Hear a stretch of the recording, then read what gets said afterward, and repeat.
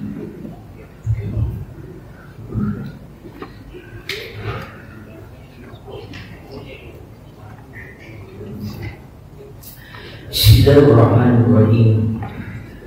Ila hadina Mustafa Rasulullah sallallahu alaihi wasallam wa ila abaihi wa jami'in al-anbiya'i wal mursalin wa ala alihi wa sahbihi ajma'in wa nasrahi mashina fi din wa qawli hadithin mufassirin subhanallahi wa inna ummahatina wa jaddatina wa jaddatina wa amatina wa amatina akhbarina khatim bishina Bismillah wal muslimat wal mu'minin wal mu'minat sallallahu fi sayyidi Muhammad Muhammad Rahman Suri walihi min syai'in mahbub Suri syai'in syai'in Usman Faraq bin Hamarawi Suri syai'in syai'in Safadani Suri syai'in Ismail Zain al-Yamani Suri syai'in syai'in Muhammad Bakir Rahim Barsuki Suri syai'in Abdul Hamad Ya Allah Samad Suri syai'in Muhammad Syafi Hazami Suri syai'in Irfan Hilmi Suri syai'in Abi Alawi Sayyid Hamid Al-Qadar Suri syai'in Abdul Wahid Tarijal Al-Maghribi Suri syai'in Muhammad Amin Ahli Al-Makis Allahumma al-Fatihah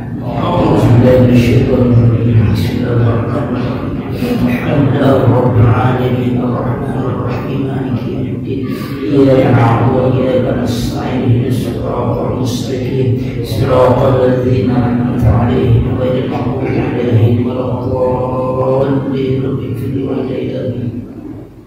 Bismillahirrahmanirrahim Alhamdulillah Rabbil Alamin Wassalatu wassalamu ala sayyidina Muhammadin wa ala alihi wa sahbihi أما بعد فإن أصدق الحديث كتاب الله وخير الهدي هدي محمد صلى الله عليه وسلم وشر الأمور محدثاتها وكل محدثة بدعة وكل بدعة ضلالة رب اشرح لي صدري ويسر لي أمري واحلل عقدة من لساني يفقهوا قولي يا فتاه يا عليم يا رزاق يا كريم افتح لنا فتوح العارف بجودك كرامك يا أكرم الأكرمين سبحانك لا علم لنا إلا ما علمتنا إنك أنت العليم الحكيم وتب علينا إنك أنت التواب الرحيم بسم الله الرحمن الرحيم قال المؤلف تعالى ونفعنا به وبالفعل آمين التفسير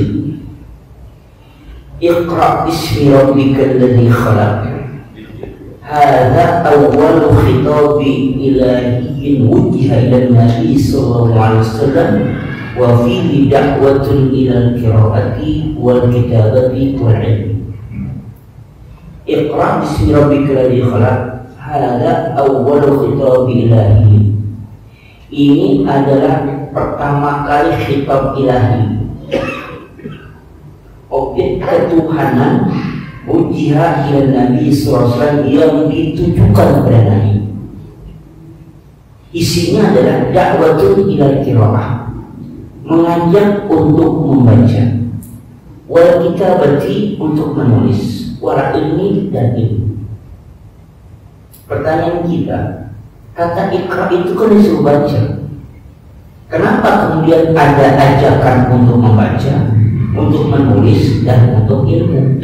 Dari mana kita dapat itu? Logikanya sederhana. Ketika Allah mengatakan ikra, bacalah, maka apa yang muncul pertama kali benak kita ketika kata ikra? Apa? Apa yang dibaca? Siapa dia? Yang dibaca apaan? Ikra, bacalah. Yang dibaca apa? Berarti ada sesuatu yang dibaca. Manusia diperintahkan untuk membaca. Manusia ini maksudnya pada Rasulullah. Ikra, ikra yang Muhammad, baca.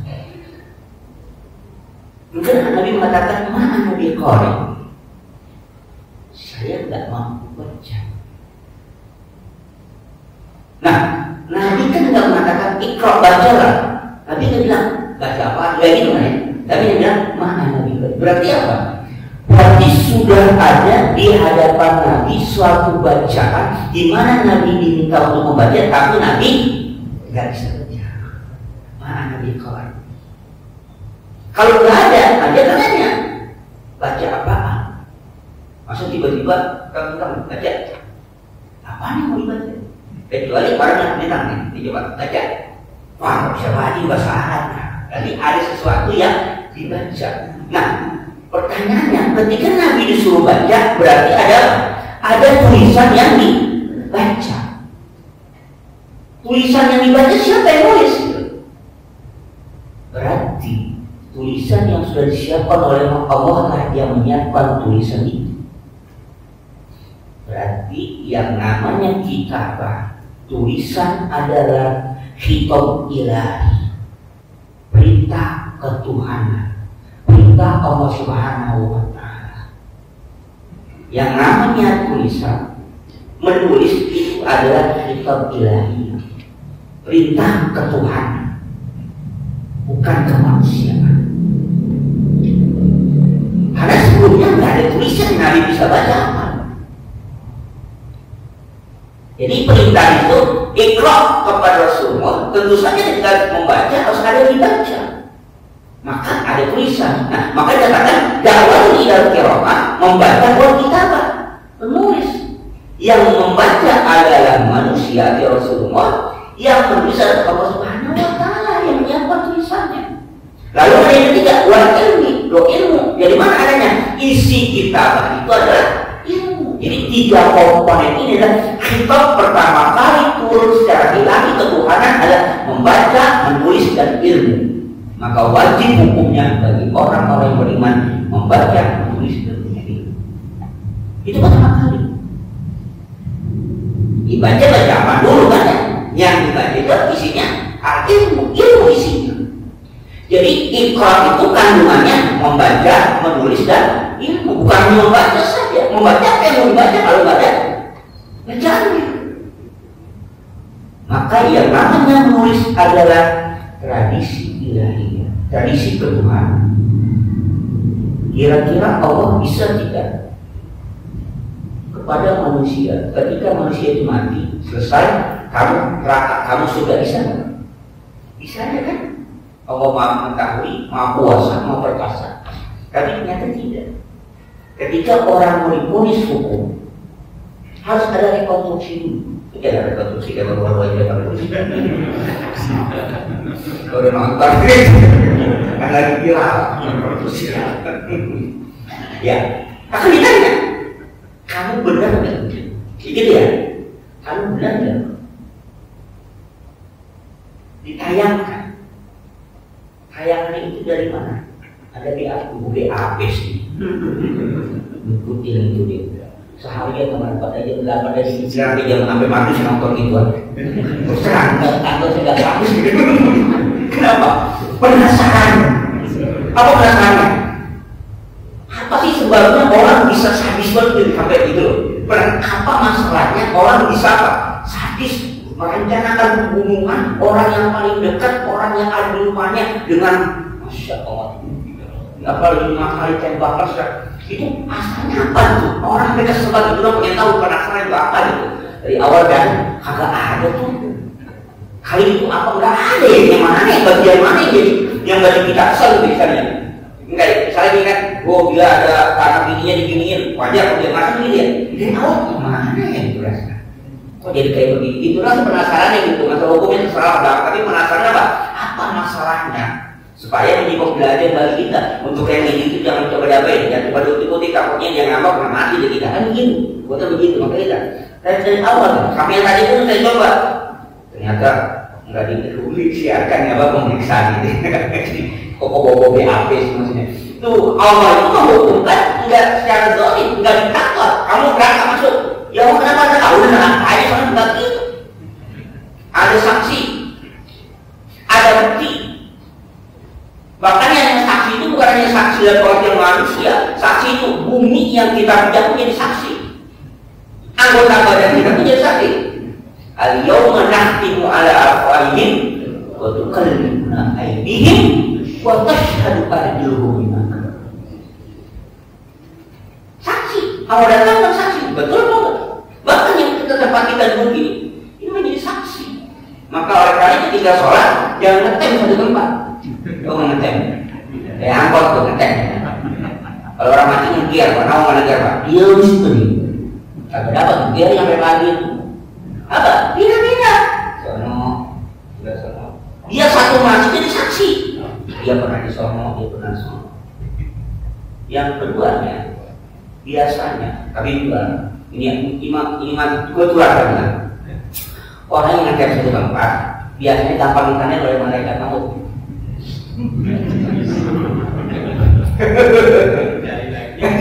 Bukan Pak, saya punya jamaah. Jadi di masjid itu ada tiang di batu.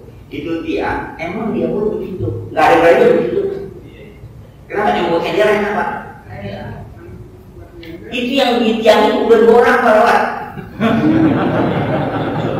Maaf gitu. Jadi gitu. Ya Allah. Emang kedua seorang itu namanya orang sendiri kan 2 kan. Nah, lagi mah lagi. Kalau manusia yang terakhir. Lewat alhamdulillah. Terus ada gantiin. Ada dan orang tua juga. Yang ada yang gantiin yang tua juga yang mohon maaf yang nggak bisa sama dia blonjor gitu kan sambil ini. Ya dia. Alhamdulillah Pak. Musul. Kemudian selanjutnya nggak ada yang berani bantu saya kira oke ngetem itu kebetulan aja gitu kan istilahnya. Jadi tempat itu di mana Pak? Jadi saksi dia. Ya, jalan kita jalan Bapak dari rumah tapak kaki kita di itu jadi saksi bumi itu ini orang-orang baik saksi. Maka Allah nggak boleh nggak mana enggak. Termasuk kejahatan itu dari saksi. Bahkan dirinya menjadi saksi. Malaikat pun menjadi saksi. Yang lebih parah ya Pak, kita tulisan, ya kan? Ada kitab yang diberikan oleh nih kitab. Berarti ada apa? Ada catatan. Jadi catatan itu apa? Tradisi lahir. Bahkan di Al-Quran pun ada kitab apa? Punya katib ya, yang punya katib. Katib yang di dalam surat tadi ada katib yang apa? Selalu menulis. Yang katib menulis yang baik. Jadi menulis itu tradisi lahir ketuhanan.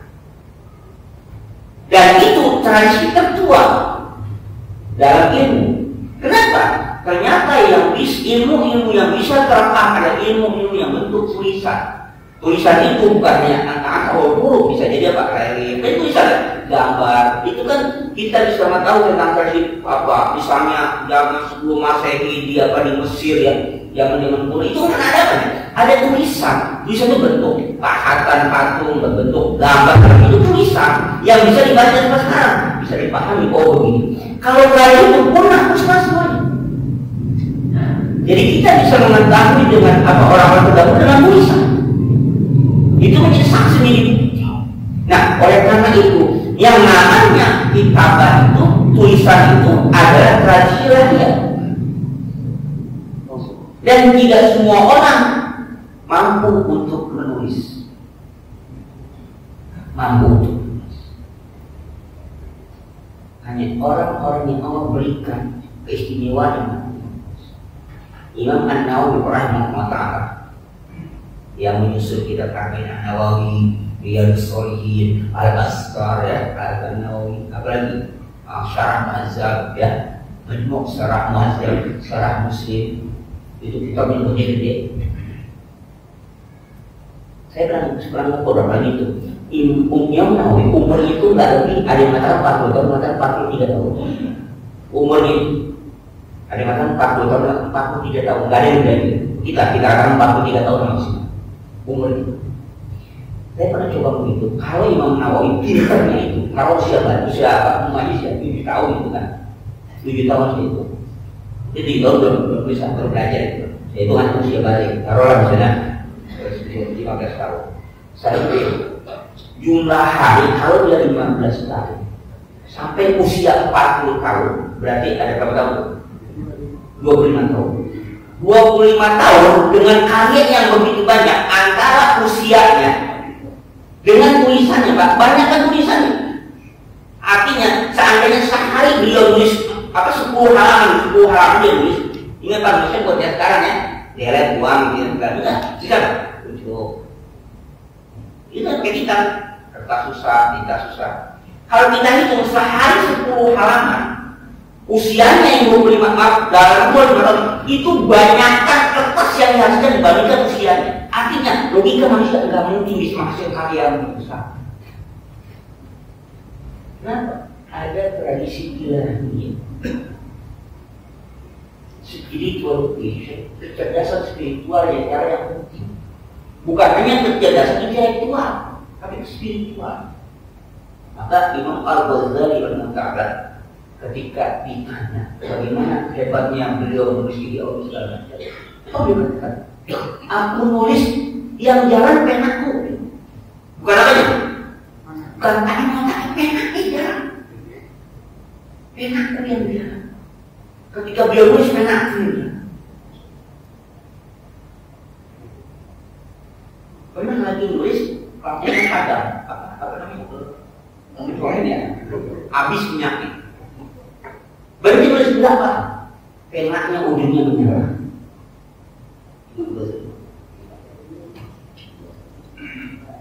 Kenapa? Karena tradisi lain. Dan pernah diceritakan kalau beliau ada suatu hal yang terblank, apa lupa aku ngapain, solusinya gampang.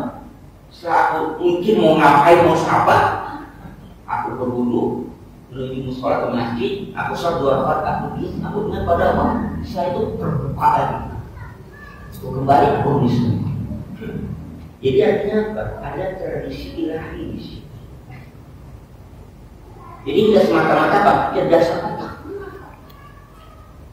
Ya, maka Iqra ini menjadi apa? Menjadi pedoman bagi ulama-ulama terdahulu untuk bisa melakukan ilmu sangat luar biasa.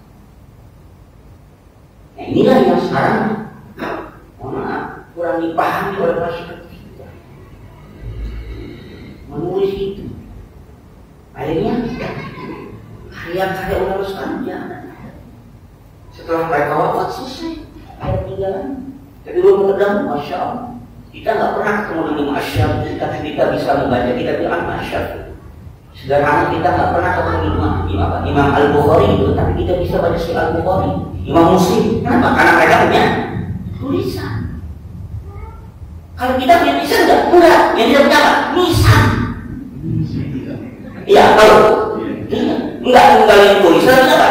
Ninggalin nisan. Jadi kalau ada tulis itu belum ada, ya kan? Nisan itu yang mau itu doang kayak kita. Oh, apa tanggal sekian ya selesai. Padahal Allah merintah tidak dapat tulisan. Oleh karena itu, ayat yang paling panjang di dalam surah apa di dalam Al-Quran yang paling panjang, yang ayat paling ayat apa itu? Yang apa? Yang paling panjang di dalam surah Al-Baqarah tentang utang piutang yang terkait dengan apa? Tulisan. Disuruh tulis utang piutang, wasiat, saksi, berapa? Tulis. Punya utang piutang, tulis. Wasiat, tulis. Kenapa? Setelah dia nggak ada, orang bisa baca. Kalau cuma ngomong doang, hilang. Itu ada orang wasiat ngomong doang nggak ditulis. Itu masih di belah dua. Masih di belah dua. Jadi saya kumpul kayak begini nih, ngomong ini apa? DKM-nya ini masih gitu sampai ini bagaimana kalau kita lebarin lagi biar lega beda. Oh kan? Bukan, tanya sama kita tanya sebelah tempatnya gua sebelah tiga nih, kata orang tua nih. Sudah tanya gua, udah lebarin kita semua. Berapa? Ini cukupnya. Ah, mereka itu masih dilebarin. Itu musyawarah ada jamaah di sini, ada DKM-nya sih. Dilebarin masih dibangun. Yang punya tanah wafat. Pemegang warisan kan? Dari mana punya warisan? Dari akte tanah. Anaknya, enggak, ini akte tanah nih. Yang namanya tanah babah ini kemakan masjid nih. Ditarik kantong, dokoh nama masjid. Ditanya nanti dia mana masjid. Ini gimana ke tanah babah saya kok bisa kesini gitu kan? Apa dia? Ini masalahnya masih banyak. Kata jamaahnya, bahwa lu udah wasiatin, bukan mas udah waktu dia hidup udah bilang ini karena bangun aja buat masjid. Apa kata anaknya? Buktinya mana? Itu saksinya masih ada. Enggak, saksi bisa ngomong buktinya mana? Suratnya mana? Yang menunjukkan bahwa bapak itu sudah menyerahkan kandungan mas mana buktinya? Ya nggak ada, itu kan ngomong doang. Kalau bangun itu bangun aja, nggak bisa. Bagian resmi apa? Itu DKM bohongan sampai mana juga nggak ada yang menang pak. Karena dia punya apa? sertifikat yang legal formal itu pas dibawa, sak ini punya dia. Satu tuh antar DKM nggak ada anak putus, ya ngambil keputusan dia gali pak, dipatok, serang masih patok aja. DKM diem aja, mau ngapain mau berantem? Ya udah dia patok setengah lah, gali patok udah selesai. Udah. Kenapa? Karena tidak ada tulisan. Ini yang bisa dijual pak kalau ada tulisan kan? Makanya kita punya sertifikat. Ya, apa? Wakaf. Kalau nggak ada, mau ngomong apa kalau ini tanah wakaf, simpulan wakaf, mana buktinya? Ya ternyata masih yang punya sertifikat ini tanah bapak gua. Strategis lagi semeter 20 juta. Tinggal dua doang kan? Oke, jadi saya sertifikatin pak itu tradisi ilahiyah. Oleh karena itu Iqra itu apa? Tulisan, bacaan dan ilmu. Bukan hanya apa? Bukan hanya baca doang. Nah apalagi dia syiarul dinil Islam, karena yang namanya baca tulis itu apa? Syiarnya agama Islam. Syiar agama Islam itu di mana? Di tulis. Islam itu terkenal orang-orang yang sangat alim, orang-orang yang sangat memperkenalkan ilmu. Orang sekarang aja yang ilmu pengetahuan diambil oleh mereka dulu ini, orang-orang kita yang ya. Mereka yang punya tulisan banyak mereka. Kasyiar di Islam. Artinya, tapi itu Iqra ya Muhammad Qur'an mubtadi'an wa musta'inan. Ya Muhammad, bacalah Al-Quran awalnya mubtadi'an dan apa? Musta'inan, dan mohon pertolongan bismi rabbika, dengan apa? Dengan nama Tuhan engkau Al-Jalil. Jadi Iqra bismi rabbika, baca itu awal permulaan membaca bismi rabbika. Makanya kita baca bismillah. Karena kalau kita membaca musta'inan, ketika membaca minta tolong pada Allah Subhanahu wa Ta'ala untuk apa? Untuk supaya mampu kita membaca. Mengajarkan guru saya di Hazami pernah berpesan sama murid-muridnya, karena sudah murid waktu masih menjamin. Ente kalau kita kawin, jangan pakai mas kawinnya ngajarin baca Quran gini. Jika mas kawinnya baca nggak punya duit nih, mas kawinnya mengajarkan baca Al-Quran sama istrinya. Jangan. Sekecil apapun yang kontak aja, misalnya ada pikir atau mau selesai, segera kayak udah. Jangan pakai apa? Ngajarin baca Quran sama bisa. Nggak apa-apa. Khawatirnya itu mas kawin udah lunas. Kalau nggak lunas, nggak bisa dipegang pegang begini. Kalau mas kawin udah lunas, pegang paling terlubang, udah lunas. Boleh nggak? Boleh. Gampang semuanya udah gak oke, setengah lagi nggak boleh megang ya gitu. Boleh aja, anak belum lunas. Anak dengan mas kawin dibayar utang. Ada nggak itu? Nggak ada ya. Tapi boleh pak. Makanya ada kata-kata tunai, karena ada kata-kata apa? Utang. Dengan mas kawin 10 gram emas dibayar utang. Boleh. Dibayar nyicil. Boleh. Tapi kita sering lihat dibayar kontak, sering dengarnya. Kenapa nggak boleh? Bukan kamu dirasakan jangan. Karena kata beliau yang namanya kepandaian untuk membaca Al-Quran itu hidayah, bukan kepandaian otak. Itu hidayah. Kalau ini ente dapat hidayah dari Allah, gampang baca Quran. Kalau dia nggak dapat hidayah, nggak bukan sunat kita. Kenapa? Emang ngajarin orang baca Quran emang enak? Nggak budak pak. Tapi yang ngajar baca Quran justru gaji yang paling kecil. Coba dong, les matematika sekalian berapa pak, les piano berapa, les Iqra baca Quran satu sisir bisa angkot 1 bulan pak, sama mendapat fitrah. Coba les matematika, 40 juta sebulan, les piano 9 juta. Bagi orang nggak ada yang les ngaji lo semua yang Iqra ngaji, anak itu bisa, bapaknya bang kenal. Akhirnya jadi khas. seikhlasnya. Karena seikhlasnya, udah ada di situ orang di situ mau dulu, bisa mau bisa. Akhirnya kita akan bisa lagi. Susah Pak ngajarnya, memang enak ngajar baca Quran, susah Pak. Enggak gampang, kenapa? Hidayah membaca Quran itu bukan karena pintarnya Quran, karena hidayah dari Allah dia bisa baca, karena hidayah dari Allah Subhanahu Wa Taala. Karena apa itu kalammu, bukan kalam manusia. Kalau Allah nggak suka, dia nggak bisa baca. Hidayah dari Allah untuk baca. Maka dia jangan di masa kawin ngajarin baca Quran, takutnya apa? Saya baca, kalau orang bilang gobel, susah diajar. Waduh, alhamdulillah rabbil alamin, amin, alamin, susah. Iya, alhamdulillah. Jadi yang apa? Jangan kita apa istilahnya coba-coba kita katakan kenapa sudah ikrar bismi rabbika mubtadi'an wa mustaqilan, dimulai dengan baca bismillah dan dengan bismillah kita mohon pertolongan supaya apa? Kita mampu membaca dan usaha untuk paham untuk bacaan. Kenapa itu bismi rabbika alladzi khalaqa jami'al makhluqat? Allah yang telah menciptakan semua makhluk. Wa wujada jami'al awalim, dan menciptakan mengadakan semua alam ini. Nah, semua pasal khalqa takhiman insan. Kemudian Allah mentafsirkan apa yang dimaksud Iqra bismi rabbikal ladzi khalaq, bacalah dengan nama Tuhanmu yang menciptakan. Kalau menciptakan berarti ada objek yang diciptakan kan? Yang menciptakan berarti ada apa?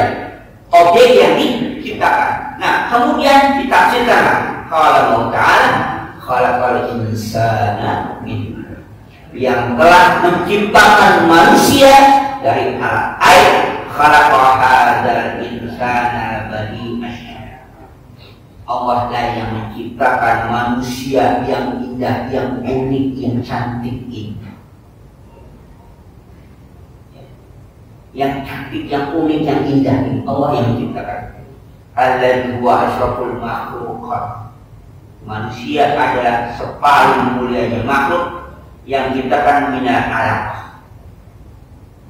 Kenapa disebut manusia yang paling sempurna, yang paling mulia, yang paling seimbang? Tapi manusia itu yang paling seimbang. Alhamdulillah, ketika Allah memberikan sesuatu kekurangan pada manusia, Allah berikan dia kelebihan pada yang lain supaya tak seimbang. Contoh, ada orang yang menciptakan, dia tidak punya tangan, tapi dia bisa menulis pakai kaki, bisa melukis pakai kaki. Yang punya tangan agak bisa, yang nggak punya tangan bisa. Dia nggak ada sejak lahir Allah takdirkan nggak bisa melihat, nggak bisa melihat. Tapi dia mampu membaca atau menghafal ayat apa 30 juz apa di Al-Quran dalam usia itu, karena dia masih muda 7 tahun 8 tahun. Dan Allah berikan dia kemampuan telinga yang tajam. Artinya apa? Allah berikan kesimbangan. Allah kurangkan pada bagian, Allah berikan pada bagian yang lain. Jadi manusia itu pada diri yang seimbang, yang sempurna, yang mulia. Sekalipun punya kekurangan, kekurangannya itu menjadi kelebihan pada bidang yang lain.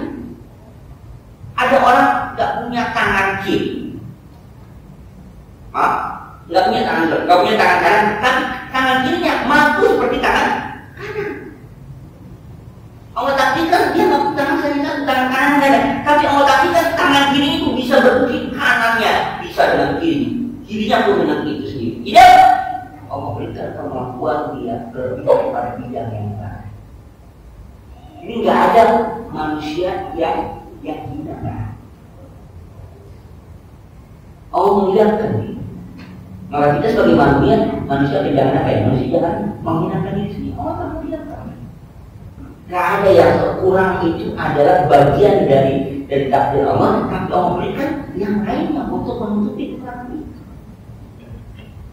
Banyak di sini macam ini. Kadang-kadang kita di sekolah lalu suka maknya kita sempurna, ada tangga macam, tapi kadang kita nggak punya kemampuan seperti dia. Allah berikan kekurangan pada mata, Allah berikan kelebihan pada telinga. Allah berikan kekurangan pada tangan, Allah berikan kelebihan pada kaki yang bisa berfungsi seperti tangan dan sebagainya. Jadi kenapa kemudian manusia khalaqal insana min 'alaq? Allah yang menciptakan. Kenapa?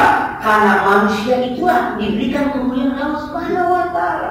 Loh, bukannya malaikat yang paling mulia? Oke, malaikat yang mulia wajar, Pak. Karena malaikat tidak punya nafsu.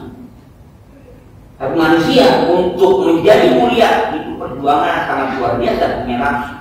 Maka ketika manusia menjadi mulia, dia lebih mulia daripada malaikat. Tapi ketika manusia itu kan lebih hina daripada binatang, balhum atau al-an'am balhum adalah seperti binatang, bahkan lebih rendah daripada binatang. Kenapa? Punya akal dan binatang. Binatang hina wajar, kenapa punya akal. Tapi kalau manusia hina, itu keterlaluan. Punya akal dan binatang, maka dia al-an'am balhum akal. Seperti binatang, bahkan lebih hina daripada binatang. Tapi kalau dia mulia, lebih mulia daripada malaikat. Kenapa? Malaikat wajar mulia karena nggak punya nafsu. Manusia bisa mulia, tidak bisa mengalahkan hawa nafsunya. Bisa lebih tinggi. Makanya pertama kali Allah menyebutkan khalaqal insan. Kenapa? Allah bisa menyebutkan khalaqal atau misalnya khalaqas samawat, tapi Allah mengatakan khalaqal insan. Kenapa? Untuk memuliakan manusia. Yang kemudian Allah tak punya alat. Apa itu alat? Asal kata itu wahya ad-dud dan as-saghira. Asal dud itu kayak cacing yang kecil. Asal dud itu cacing. Itu sama tadi makanya dia kalau binatang paling kecil dia kalau dud itu seperti cacing. Jadi makhluk hidup. Itu. Kenapa seperti itu? Alat itu waqad asbata tibul hadis annal maniyah khuliqat minal insan mahtuwah ala haywan. Karena sudah ditetapkan, sudah pasti, sudah terbukti atibul hadis, artinya ilmu kedokteran modern. Ya, atib itu ya, ilmu kedokteran hadis itu ilmu yang terkini, yang modern. Ya. Kedokteran modern sudah membuktikan bahwa manusia diciptakan dari dud itu. Kenapa? Karena dia terkandung ala hayawanat dari semua makhluk hidup, wadi dan sogira, gatulah lain dari apa kalau kita bilang cacing-cacing yang sangat kecil yang tak bisa dilihat dengan apa? Dengan mata kepala. Inna ma'ura bil majhal baqi ay al mikroskop.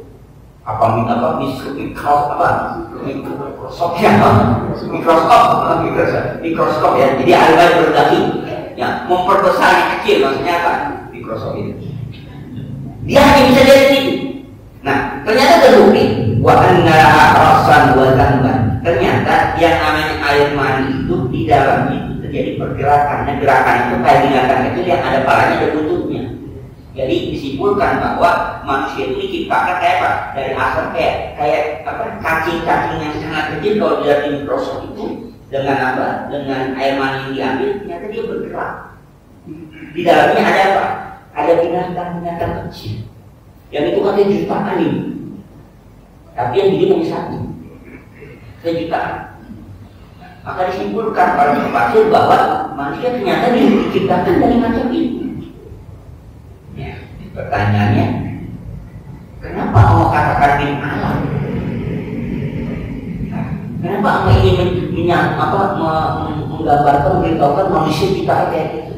Tujuannya sejak awal penciptaan manusia, sejak awal pengetahuan manusia, supaya manusia sadar bahwa manusia itu diciptakan dari sesuatu yang sangat kecil dan sangat hina. Supaya sadar, supaya nanti ketika dia menjadi orang yang alim, orang yang pintar, orang yang hebat, jangan sombong. Ketika menjadi orang besar, dia jangan sombong. Kenapa? Ingat penciptaanmu dari apa? Dari air, di mana air itu keluar dari sesuatu yang apa? Yang kotor. Kena air aja kita cuci, kena tangan kita cuci. Yang macam itu kita diciptakan. Lalu apa yang disombongkan? Itu yang dijual oleh Allah Subhanahu wa Ta'ala. Biasanya apa? Yang menyebabkan orang itu sombong, satu, kekayaan, dua, jabatan, Apa yang ketiga? Keturunan. Itu kan di dalam rombongan. Kekayaan bisa sombong. Jabatan bisa sombong. Keturunan bisa sombong. Memang ada ilmu bisa sombong ya kalau nggak terkendali. Nah, maka awal perintahkan orang untuk membaca sebagai alim. Karena hati-hati ketika dia alim harus ingat bahwa apapun kehebatan kamu, setinggi apapun ilmu kamu, ingat bahwa kamu itu diciptakan dari apa? Di sesuatu yang hina. Maka Imam Al-Ghazali mengatakan ilmu yang dipelajari oleh manusia pada hakikatnya ma'rifatillah, untuk mengenal Allah Subhanahu wa Ta'ala. Bukan untuk kesombongan, tapi untuk mengenal Allah. Ilmu apapun yang kita pelajari, ilmu apapun yang diberikan oleh Allah, tujuannya untuk ma'rifatillah, mengenal Allah Subhanahu wa Ta'ala. Dia tahu siapa pencipta, bukan menjadi sombong. Dia sadar, dia paham ilmu pengetahuan sampai dia kemudian dia sadar bahwa bulan pun makhluk Allah Subhanahu wa Ta'ala, betapa luasnya. Subhanallah, hadza batila. Itu kesimpulannya. Jadi sejak awal Allah mengingatkan kamu manusia betul mulia, tapi kemuliaan mulia Allah ciptakan bintang. Ditafsirkan anak itu cacing yang kecil. Kenapa cacing yang kecil? Karena ketika dilihat itu dibesarkan, ternyata air mani itu apa? Di dalamnya ada makhluk hidup yang kecil-kecil dan itu bergerak. Mungkin kalau orang tua sekarang anak-anak sekarang belajar biologi ya, biologi itu ketika ada kan bentuknya kayak, kalau kita lihat kayak cu, ada palanya, ada bentuknya kan. Itu katanya satu kan jutaan yang masuk ke rahim nanti perempuan itu hanya apa? Hanya satu, ketika masuk tertutup dia sudah, dia membuat. Nah, makanya di alam kenapa kemudian alam itu kalau menggantung, karena dia beri kantong, menggantung di rahim. Setelah dia menggantung, proses kemudian satu 40 hari menjadi murko. Apa murko itu? Segumpal daging. Dia proses dia. Tapi sebelumnya hanya apa? Air mani yang setetes itu jutaan. Sel-sel jutaan. Yang masuk hanya satu. Kalau dua tidak ada kebal. Satu tutup udah. Besar. Tutup. Walaupun karena penganil lagi udah nggak masuk lagi. Coba. Kita bayangkan kekuasaan Allah Subhanahu wa Ta'ala. Itu kita tuh diciptakan dari seperti itu. Ini yang Allah ingin peringatkan kita supaya nanti kalau udah belajar, pinter, bisa menciptakan apapun, terus bisa jadi orang kaya, berkuasa, jangan sombong. Kan awalnya ilmu. Fir'aun juga jadi berkuasa dari ilmu. Fir'aun itu hebat. Tukang sihir itu juga Fir'aun. Jadi ilmu punya berkuasa dia, punya kekayaan dia. Awal dari ilmu. Makanya Nabi Ibrahim alaihissalam mau kekayaan atau mau ilmu? Ya kan? Kekayaan, harta atau ilmu? Nabi Sulaiman pilih apa? Pilih ilmu. Setelah pilih ilmu apa yang terjadi? Ilmu dikuasai. Harta dia berkuasa, punya kerajaan, punya juga apa? Harta. Tapi kalau orang punya harta, belum tentu pintar, belum tentu berilmu. Orang punya kekuasaan, belum tentu berilmu. Tapi orang punya ilmu, semua dia bisa kuasai. Dengan ilmunya dia bisa berkuasa, dengan ilmunya dia bisa berharta. Maka Nabi Sulaiman pilihnya ilmu. Kemudian semua dikuasai dengan ilmu, bisa berkuasa juga bisa apa? Bisa berharta. Maka Allah peringatkan hati-hati ketika kamu Allah tidak paham, ketika hal ismin alat, jangan ikrah bismillahirrahmanirrahim. Jangan sampai kamu lupa ketika kamu sudah ikrah, sudah baca, sudah pintar, sudah berpuasa, sudah berharta, jangan lupa dari mana kamu diciptakan oleh Allah Subhanahu wa Ta'ala. Jadi apa gunanya dia sombong dengan harta kekayaannya? Apa dia sombong dengan jabatan yang tinggi? Apa gunanya dia sombong dengan apa? Dengan apa? Dengan jabatan yang tinggi. Ada gunanya. Itu pesan yang pertama di apa yang disampaikan oleh Al-Quran supaya apa? Supaya jangan sampai pada akhirnya nanti orang-orang atau manusia menjadi sombong. Kalau bertujuh khusfal insanu disini tasrifan lahu. Dikhususkan menyebut kata insan dalam ayat ini. Kalau insan yang tashrifan itu apa? Memuliakan. Kenapa awal kata misalnya dengan Iqra bismillahirrahmanirrahim khalaqal ardo khalaqas samawat, kenapa khalaqal insan tashrifan untuk memuliakan. Kalau sudah Al-Quran menyebutkan untuk satu contoh dari berbagai macam bentuk yang baik, maka itu kemuliaan, tashrifan. Nah, wal alaqatu qit'atu min damin rabbin. Alaqah itu adalah potongan dari darah yang basah. Ini asal kata apa? Alaqah. Sumiat tidak kalian alaqah lirutubat jihad di matamur waris. Dinamakan alaqah karena dengan sebab alaqah itu ya asalnya alaqah kenapa? Dia bergantung. Utubat jihad di matamur. Dengan basahnya dia, lembabnya dia, maka dia akan berkembang. Karena kalau kering masih mati, dia berkembang. Basah itu maksudnya berkembang. Maka tamu lihat dia akan berkembang dengan apa? Dengan sebab dia masih basah. Di mana adanya? Di rahim. Nah, alaqah juga bermakna apa? Kalau kita menggantung. Kenapa? Karena dia menempel. Menempel di mana? Menempel di dinding rahim. Maka kalau USG itu akan lihat kantongnya udah ada. Kalau kita atau dokter kandungan kan minggunya nggak bulanan ya, kenapa? Minggu ketiga, keempat ya. Kalau kita kan punya apa? Minggunya bulan kan, makanya ada 4 bulan, 7 bulan gitu loh. Itu dia tuh, tapi kalau dokter itu apa? Minggu, 4, minggu 3, itu dia ukuran. Ya, kalau dalam hadis itu hanya 3 proses. Udah ya, udah. Kalau udah ada Arab ini, udah ada ini. Belum. Ya, 40 hari ya. 40 hari ya.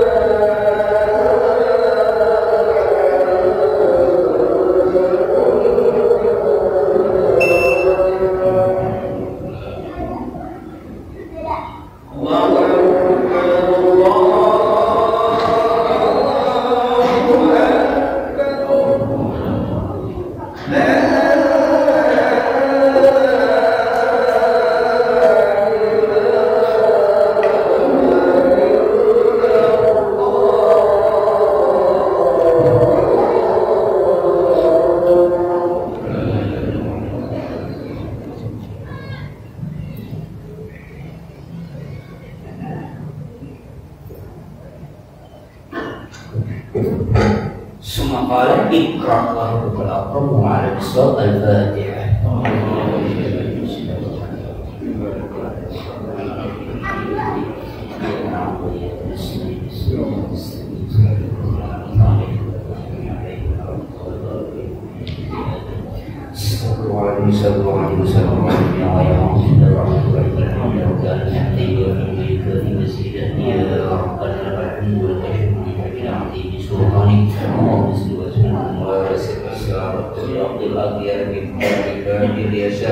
سيدنا المختار والأنحار أخير عادات والمنفعنا وعلمنا ما ينفعنا وارزقنا علما ينفعنا وزدنا علما ولهذا نعوذ بالله من هذا أن نرزقنا علما نافعا وفهما زكيا من قبل قلبا منورا ولسانا له ونسلا جميلا ورزقا كثيرا واسعا حلالا طيبا وربا فيه وأولادا صالحا فقيها عريفا أديبا عالما توفيقا حسنا جميلا يا ارحم الراحمين.